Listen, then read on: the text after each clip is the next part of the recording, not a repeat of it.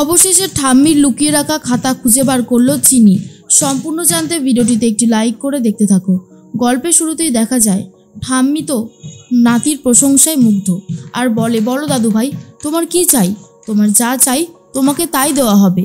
এরপরেই দ্রোণ তখন বলে, ঠাম্মি তুমি সবার সামনে আমাকে কথা দিচ্ছ তো, যা চাইবো তাই দেবে? ঠাম্মি তখন বলে, নিশ্চয়ই, তোমাকে বলছি তো দেব, তুমি একবার শুধু মুখ ফুটে বলেই দেখো তোমার কি চাই। তোমার যা চাই তোমাকে তাই দেওয়া হবে। ঠাম্মির কথা শুনে তো খুবই খুশি হয় দ্রোণ। মনে মনে বড়মা বলতে থাকে, এইবারেই হেম কলে পড়বে, দেখি কি চায় দ্রোণ। দ্রোণ তখন বলে, তাহলে তোমার কাছে থাকা সেই ডায়েরিটা আমাকে দাও, আমার সেটাই চাই। তখন ঠাম্মি চমকে যায় আর মনে মনে বলে, তার মানে এখন দাদু ভাই চিনির হয়ে আমার সাথে কথা বলছে। চিনির ওই ডায়েরিটা চাই, তাই চিনি বলেছিল দ্রোণকে এটা চাইতে, তাই দাদুভাই আমার কাছে শেষ পর্যন্ত এটা চাইল। তখনই বড়মা বলে, বাহ, চিনি যা খেল দেখালো তাতে তো আমার দারুণ লাগছে। চিনি যদি আমার থেকে ছোট না হতো সত্যি ওকে একটা নমস্কার করতাম।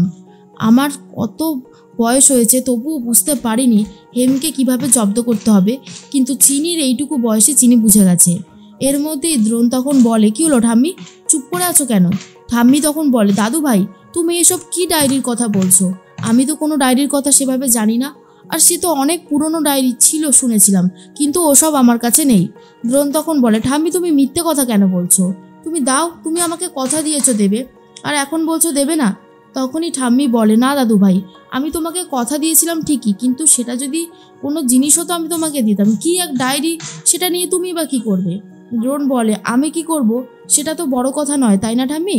ডায়েরিটা আমি চেয়েছি, তুমি বলেছিলে আমাকে দেবে, সেই জন্যই তোমার কাছে চাইলাম। এবারে বাকিটা তোমার ইচ্ছে, তুমি আমাকে দেবে কি দেবে না সে সম্পর্কে তো আমি জানি না। ডায়েরি বলে, আসলে আমার তো সেটা মনে পড়ছে না, কোনোভাবেই মনে আসছে না যে আমি সেটা কোন কোন ডায়েরির কথা বলেছিলাম আর কোথায় রেখেছি সেসব কিছু মনে আছে। আমার বয়স হচ্ছে দাদু ভাই, আমার এসব কিছুই মনে নেই। দ্রোণ তখন বলে, তুমি কোথায় রেখেছো সেটাও মনে করতে পারছো না? এটা কি করে হতে পারে? এর মধ্যেই চিনি চলে এসেছে। চিনিকে দেখে বাড়ির সবাই অবাক হয়ে যায়। আর তখনই মৌলি বলে, আরে চিনি, তুমি কখন এলে? চিনি তখন বলে, হ্যাঁ আমি তো অনেকক্ষণই এসেছি।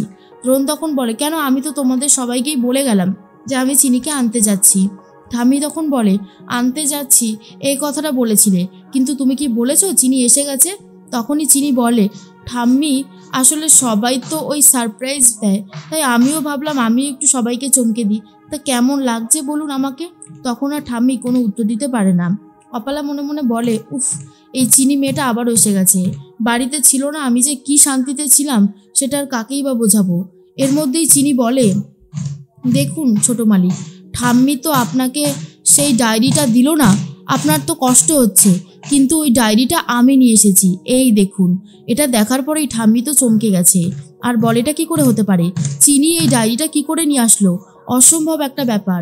তখনই দ্রোণ বলে, সত্যি চিনি, সত্যি তুমি নিয়ে এসেছো? আমি কিন্তু খুব খুশি হয়েছি। যেই উপহারটা ঠাম্মি আমাকে দিতে পারলো না, সেই উপহার যে এইভাবে তুমি আমাকে দেবে, এটা আনএক্সপেক্টেড, এটার জন্য আমি সত্যি খুব খুশি। তখনই বড়মা মনে মনে বলে, বাহ, খেল তো জমে উঠেছে। ঠাম্মি তখন বলে, বিশ্বাস করো দাদু ভাই, এই মেয়েটা তোমাকে মিথ্যে কথা বলছে, এটা সেই ডায়েরিটা না, এটা এই ডায়েরি হতেই পারে না। চিনি বলে, কেন এরকম বলছেন ঠাম্মি? আমি জানি আপনি স্যারকে দিতে পারেননি উপহারটা, তাই বলে এভাবে আমার নিয়ে আসা উপহারটাকে মিথ্যে বলছেন? তখনই ঠাম্মি বলে, হ্যাঁ হ্যাঁ বলছি, কারণ আছে বলেই তো বলছি, না হলে কি আর বলতাম নাকি? তাই দাদু ভাই তুমি আমার কথাটা বিশ্বাস করো, আমি সত্যি কথা বলছি, এটা কিন্তু সেই ডায়েরিটা না। তখনই দ্রোণ বলে, কেন ঠাম্মি, এটাই সেই ডায়েরি, চিনি যখন এনেছে আমি চিনিকে বিশ্বাস করছি। ঠাম্মি তখন বলে, আজ একটা বাইরের রাঁধুনির কথা তোমার কাছে বেশি বড় হয়ে গেল? আমি যে তোমাকে বলছি, তোমার সে ব্যাপারে কোনো খেয়াল নেই? তোমার ঠাম্মি তোমাকে মিথ্যে বলতে পারে? আমি তো বলছি এটা সেই ডায়েরিটা না। ইচ্ছে করে চিনি আরও বেশি করে ঠাম্মিকে খেপিয়ে তুলছে আর বলে, এটাই সেই ডায়েরি। এরপর ঠাম্মি রাগ আর জেদ করে মুখ থেকে সত্যি কথাটা বার করে দেয় আর বলে, এটা ডায়েরিটা না, এটা সেই ডায়েরিটা হতেই পারে না, কারণ সেই আসল ডায়েরিটা আমি পুড়িয়ে দিয়েছি। আর এই কথাটা শোনার পরেই তখনই ঠাম্মি বুঝতে পারে, যা, সবাই তো সত্যিটা শুনে নিল, এবার কি হবে? চিনি বলে, আমি তো জানতাম আপনি এমনই কিছু একটা করেছেন, তাই তো ছোট মালিককে দিয়ে জোর করে বলাচ্ছিলাম। তখন দ্রোণ বলে, ঠাম্মি তুমি তাহলে আমাকে মিথ্যে কথাটা বললেই। প্রথমে বললে খুঁজে পাচ্ছ না কোথায় রেখেছো, তারপর বললে মনে পড়ছে না, আর তারপর সত্যি কথাটা বললে সেটা তুমি পুড়িয়ে ফেলেছো, তাই তো? ঠাম্মি, তুমি এতটা অন্যায় করতে পারলে আমার সাথে? এরপরেই চিনি তখন বলে, সত্যি ঠাম্মি, ভাবা যায় না।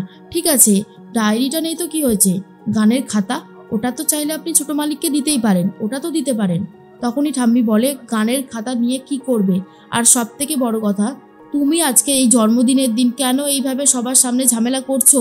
বাড়ি ভর্তি লোকজন রয়েছে আর তাদের সামনে এটা করতে তোমার কি একটুও লাজ লজ্জা লাগছে না? চিনি তখন বলে, ছোট মালিক তো তার সেই উপহারটা পাচ্ছেই না, সেই জন্যই তো আমি লড়াইটা চালিয়ে যাচ্ছি ঠাম্মি। অপালা বলে, দ্রোণ, কি হয়েছে তোমার? তুমি আজকাল ঠাম্মির কথার থেকে বেশি চিনির কথাকে সাপোর্ট করছো। দ্রোণ তখন বলে, দেখুন, আপনি আমাদের মধ্যে ঢুকবেন না। আমার মনে হয় সেটা হলে খুব একটা ভালো হবে না। এটা তো পারিবারিক একটা ব্যাপার, তাই আপনার এখানে ঢোকার কোনো অধিকার নেই। তখনই অপালাকে সরিয়ে দেয়। অপালা মনে মনে ভাবে, চিনির জন্য আজকে আমাকে এতটা অপমানিত হতে হচ্ছে। এরপরই দ্রোণ বলে, ঠাম্মি, কোথায় তোমার সেই গানের খাতাটা নিয়ে এসো। এরপর চিনি বলে, ঠাম্মি তো নিয়ে আসবে না ছোট মালিক, সেই জন্য আমি নিয়ে এসেছি, এই দেখুন, এখানেই রয়েছে সেই গানের খাতা।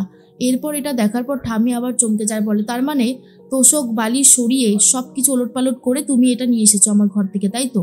কথাটা শোনা মাত্রই চিনি প্রমীলাকে ইশারা দিয়ে দেয়। প্রমীলা চলে গেছে সোজা ঠাম্মির ঘরে। সবাই তো রয়েছে ড্রয়িং রুমে, আর তারপর প্রমীলা গিয়ে ঠাম্মির বালিশ, তোষক এগুলো ওলটপালট করে সত্যিই সেই খাতাটা বার করে নিয়েছে। চিনি তখন বলে, আচ্ছা ঠাম্মি, আপনি আমার ওপর এতটা রেগে যাচ্ছেন কেন? এটা হচ্ছে দুটোই কেক, আমি একটু মজা করছিলাম ছোট মালিক, নিন কাটুন তো কেকটা।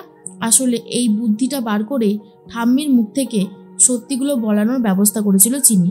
ঠাম্মি যেই বলে দিয়েছিল খাতাটা কোথায় রয়েছে, সেটাই নিয়ে চলে এসেছে প্রমীলা। এরপর দ্রোণ কেকটা কাটে আর সবাইকে খাইয়ে দেয়। ঠাম্মি তো রাগ করে ঘরে চলে গেছে, আর ঘরে গিয়ে দেখে সত্যি সেই খাতাটা নেই। তার মানে চিনি আমার মুখ থেকে বলিয়ে নিয়েছে, এমনটাই ভাবতে থাকে ঠাম্মি। আর এর মধ্যেই চলে এসেছে সুনয়নী, আর বলে, মা, তুমি তো কেকটা খেলেই না, দেখো আমি তোমার জন্য কেক এনেছি। ঠাম্মি তখন বলে, কেকটা রেখে যাও, আমাকে একটু একা থাকতে দাও। এদিকে দ্রোণের বন্ধুরা পার্টি করবে বলে দ্রোণকে বাড়ি থেকে নিয়ে চলে গেছে। চিনি ঘরে একা আছে ঠাম্মি বুঝতে পেরেছিল, তাই ঠাম্মি একটা কলকাঠি নাড়বে বলে ঠিক করেছে। আর মনে মনে ভাবে, ওই চিনিকে আমি কিছুতেই থাকতে দেব না, এই বাড়িতে তো নাই, এই পৃথিবীতেও না। দেখি এবার কি করে চিনিকে আটকানো যায়। এরপর একটা ফোন দিয়ে এঁটেছে, আবারও ফোন করছে গজেন গুন্ডাকে। এরপর চিনি তো ঘরে বসে আছে, দরজার ওপাশ থেকে একজনের ছায়া দেখতে পায়। সে এসে একটা চিরকুট দিয়ে যায়, তাতে লেখা আছে, মায়ের কথা জানতে হলে রাত 12টার পরে এই জায়গাটাতে এসো। চিনি চাদর মুড়ি দিয়ে ঘর থেকে বেরিয়ে যায়। কিছুক্ষণ পরে সেই জায়গাটায় গিয়ে চিরকুটটা খুলে দেখে লেখাটা আর নেই, লেখাটা পুরোপুরি উড়ে গেছে। এটা কি করে সম্ভব? চিনির মাথায় ঢুকছিল না। এরপর দুজন গুন্ডা বাইক নিয়ে চলে আসে চিনিকে মারবে বলে। চিনিকে অস্ত্র দিয়ে আঘাত করতে গেলে চিনি সেই অস্ত্রটা ধরে নেয় আর ছোট মালিক বলে চিৎকার করতে থাকে। কিন্তু ছোট মালিক কি এসে বাঁচাতে পারবে চিনিকে? কি মনে হয় অবশ্যই কমেন্টসে জানাতে পারো।